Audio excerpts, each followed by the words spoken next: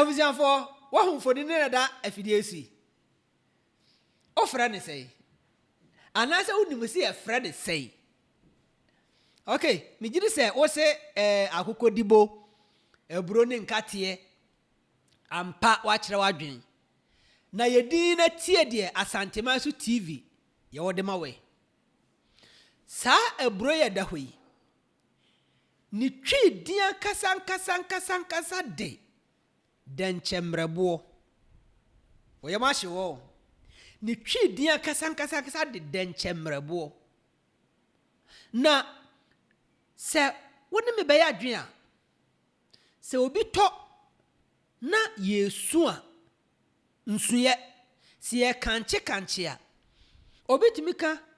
mami pape manimio na sa o manimi a manimi denchemrebo na manya ja mawene mu no ya hwade o sa nsuye ni mu no denchemrebo na yebo odin no ensuye ne kire se onyaja wode bedi denchemrebo no hudwuma ansa na wawe na mmom se wanyaja tibia owo ma ye ni brenti no obewe ne mu no na so hwa buro we nso a eyamono ne da ho saa no anase eyamono ene gugu ho saa no nanso se de ni susi tienti no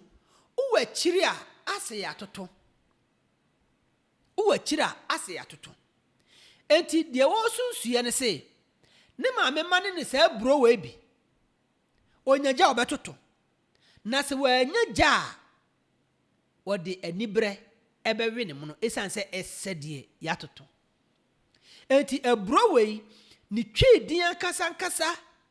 enye akokodibo ni twi dian kasa enye eburo ne nkate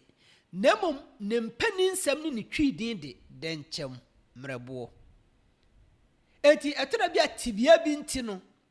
na de bia eden ya yenye no oye wode anibre eye enti hye so che na obi bia nya bi enhwe eburo we ni din ade denchemrebo